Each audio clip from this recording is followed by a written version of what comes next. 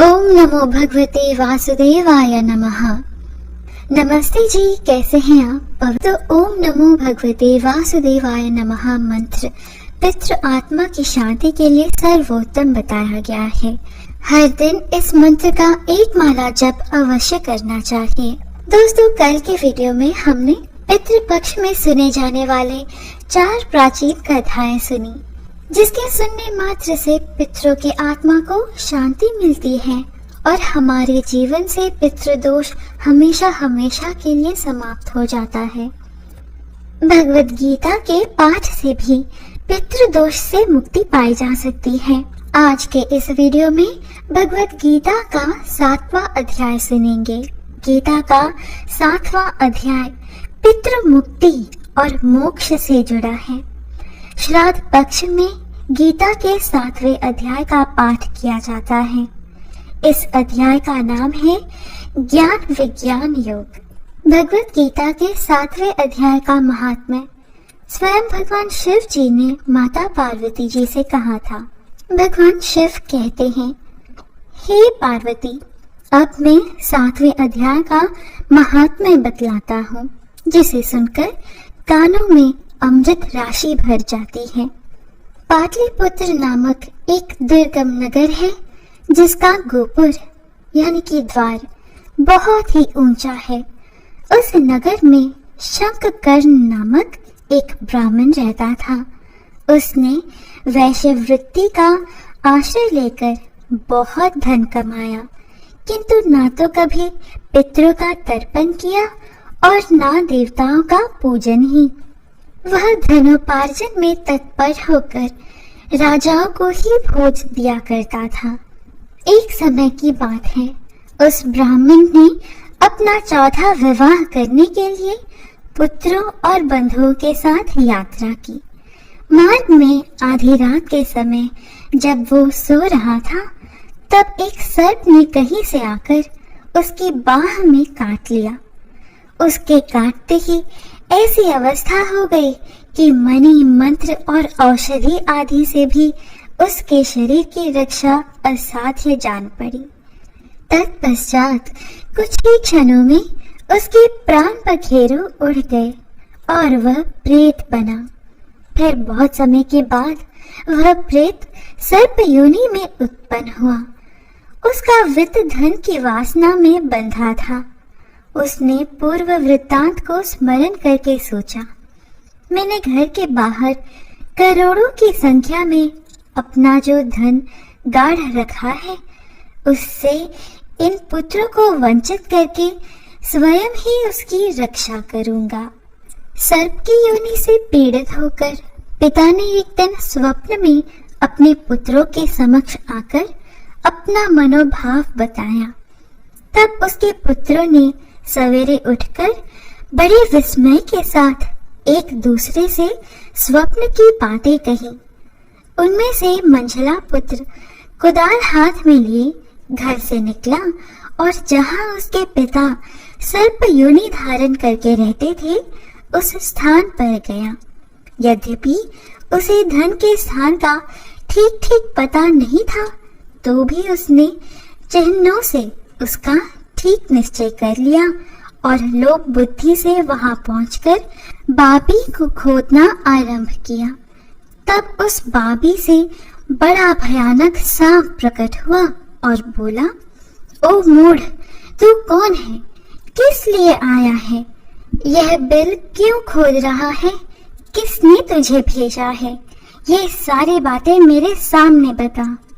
पुत्र ने कहा, मैं आपका पुत्र हूँ, मेरा नाम शिव है। मैं रात्रि में देखे हुए स्वप्न से विस्मित होकर यहाँ का स्वर्ण लेने के कौतूहल से आया हूँ। पुत्र की यह वाणी सुनकर वह सांप हंसता हुआ उच्च स्वर से इस प्रकार स्पष्ट वचन बोला, यदि तू मेरा पुत्र है तो मुझे शीघ्र ही बंधन से मुक्त कर। मैं अपने पूर्व जन्म के गाड़े हुए धन के लिए ही सर्प योनि में उत्पन्न हुआ हूँ। पुत्र ने कहा, पिताजी, आपकी मुक्ति कैसे होगी? इसका उपाय मुझे बताइए, क्योंकि मैं इस रात में सब लोगों को छोड़कर आपके पास आया हूँ।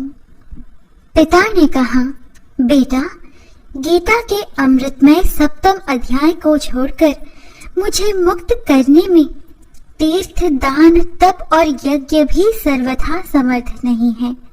केवल गीता का 7वां अध्याय ही प्राणियों की जरा मृत्यु आदि दुखों को दूर करने वाला है। पुत्र, मेरे श्राद्ध के दिन गीता के 7वें अध्याय का पाठ करने वाले ब्राह्मण को श्रद्धा पूर्वक भोजन कराओ। इससे निस्संदेह मेरी मुक्ति हो जाएगी। वत्स, अपनी शक्ति के अनुसार पूर्ण श्रद्धा के साथ निर्व्यसी और वेद विद्या में प्रवीण अन्य ब्राह्मणों को भी भोजन कराना। सर्प योनि में पड़े हुए पिता के ये वचन सुनकर सभी पुत्रों ने उसकी आज्ञानुसार तथा उससे भी अधिक किया। तब शंखकर्ण ने अपने सर्प शरीर को त्याग कर दिव्य देह धारण किया और सारा धन पुत्रों के अधीन कर दिया। पिता ने करोड़ों की संख्या में जो धन उनमें बांट दिया था, उससे वे पुत्र बहुत प्रसन्न हुए। उनकी बुद्धि धर्म में लगी हुई थी, इसलिए उन्होंने बावली, कुआं, पोखरा, यज्ञ तथा देव मंदिर के लिए उस धन का उपयोग किया और अन्नशाला भी बनवाई। तत्पश्चात 7वें अध्याय का सदा जप करते हुए उन्होंने मोक्ष प्राप्त किया। हे पार्वती, यह तुम्हें 7वें अध्याय का महात्म्य बतलाया, जिसके श्रवण मात्र से मानव सब पातकों से मुक्त हो जाता है।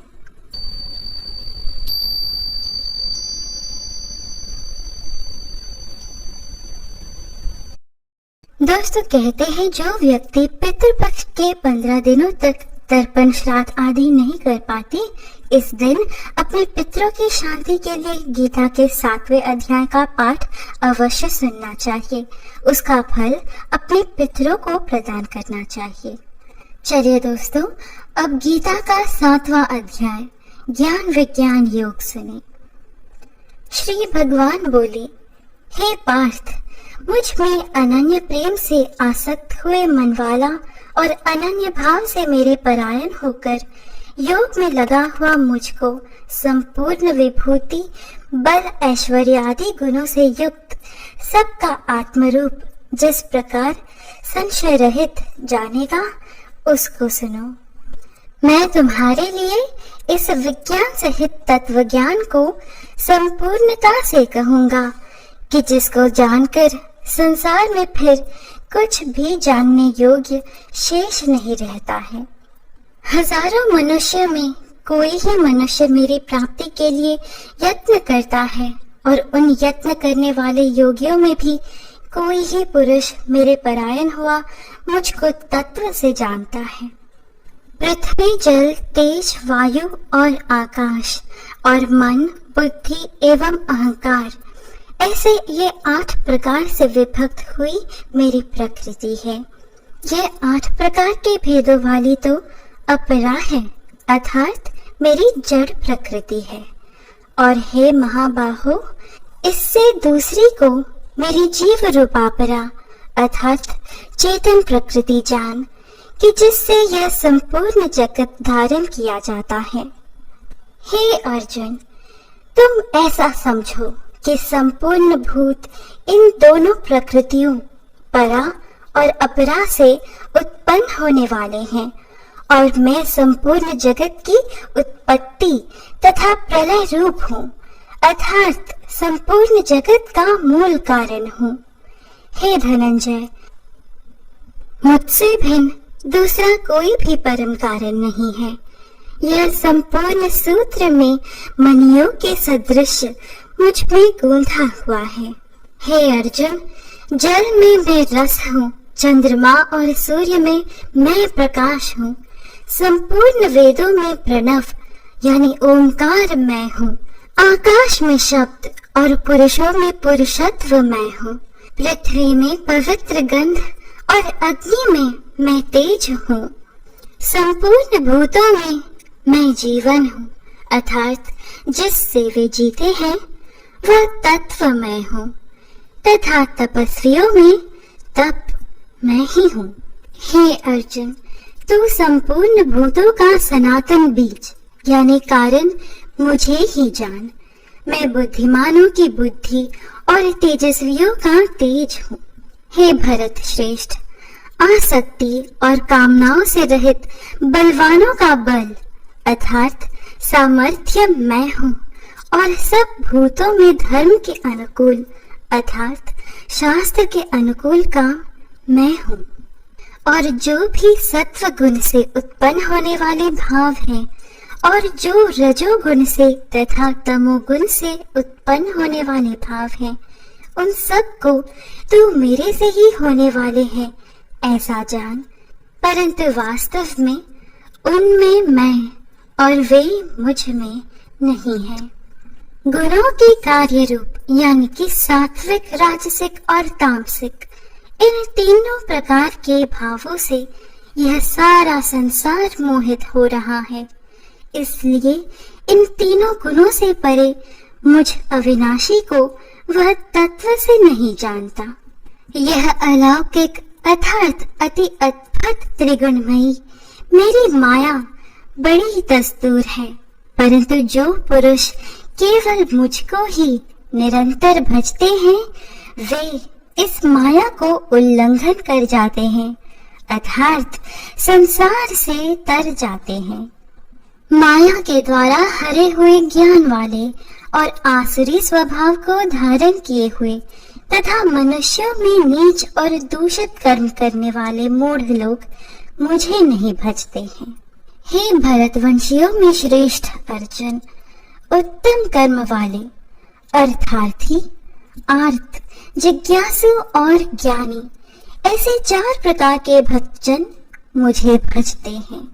उनमें भी नित्य मुझ में एक ही भाव से स्थित हुआ अनन्य प्रेम भक्ति वाला ज्ञानी भक्त अति उत्तम है, क्योंकि मुझे तत्व से जानने वाले ज्ञानी को मैं अत्यंत प्रिय हूँ और वह ज्ञानी मुझे अत्यंत प्रिय है।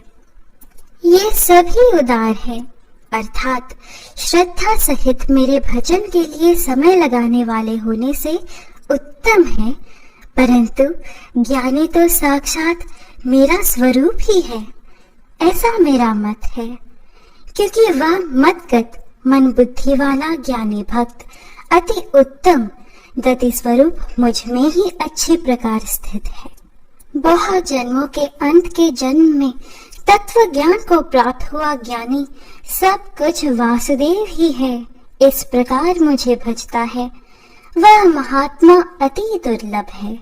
उन भोगों की कामना द्वारा जिनका ज्ञान हरा जा चुका है, वे लोग अपने स्वभाव से प्रेरित होकर उस नियम को धारण करके अन्य देवताओं को भजते हैं अर्थात पूजते हैं। जो सकाम भक्त जिस देवता के स्वरूप को श्रद्धा से पूजना चाहता है, उस भक्त की श्रद्धा को मैं उसी देवता के प्रति स्थिर करता हूँ। वह पुरुष उस श्रद्धा से युक्त होकर उस देवता का पूजन करता है और उस देवता से मेरे ही द्वारा विधान किए हुए उन इच्छित भोगों को निस्संदेह प्राप्त करता है। परंतु उन अल्प बुद्धि वालों का वह फल नाशवान है तथा वे देवताओं को पूजने वाले देवताओं को प्राप्त होते हैं और मेरे भक्त चाहे जैसे ही भजे अंत में मुझे ही प्राप्त होते हैं। बुद्धिहीन पुरुष मेरे अनुत्तम अविनाशी परम भाव को न जानते हुए मन इंद्रियों से परे मुझ सच्चिदानंद घन परमात्मा को मनुष्य की भांति जानकर व्यक्ति के भाव को प्राप्त हुआ मानते हैं। अपनी योग माया से छिपा हुआ मैं सबके प्रत्यक्ष नहीं होता, इसलिए यह अज्ञानी जन समुदाय मुझ जन्म रहित अविनाशी परमात्मा को तत्व से नहीं जानता, अर्थात मुझको जन्मने मरने वाला समझता है। हे अर्जुन, पूर्व में व्यतीत हुए और वर्तमान में स्थित तथा आगे होने वाले सब भूतों को मैं जानता हूँ, परंतु मुझको कोई भी श्रद्धा भक्ति रहित पुरुष नहीं जानता। हे भरतवंशी अर्जुन, संसार में इच्छा और द्वेष से उत्पन्न हुए सुख दुख आदि द्वंद रूप मोह से संपूर्ण प्राणी अति अज्ञानता को प्राप्त हो रहे हैं। निष्काम भाव से श्रेष्ठ कर्मों का आचरण करने वाला जिन पुरुषों का पाप नष्ट हो गया है, वे राग द्वेषादि जनित द्वंद रूप मोह से मुक्त और दृढ़ निश्चय वाले पुरुष मुझको भजते हैं। जो मेरे शरण होकर जरा और मरण से छूटने के लिए यत्न करते हैं, वे पुरुष उस ब्रह्म को तथा संपूर्ण अध्यात्म को और संपूर्ण कर्म को जानते हैं। जो पुरुष अधिभूत और अधिदेव के सहित तथा अधियज्ञ के सहित यानी कि सबका आत्मरूप मुझे अंतकाल में भी जानते हैं, वे युक्त चित्त वाले पुरुष मुझको ही जानते हैं, अर्थात मुझको ही प्राप्त होते हैं। इस प्रकार उपनिषद, ब्रह्मा विद्या तथा योग शास्त्र स्वरूप श्रीमद् भगवत गीता में श्री कृष्ण तथा अर्जुन के संवाद में ज्ञान वियोग नामक 7वां अध्याय संपूर्ण।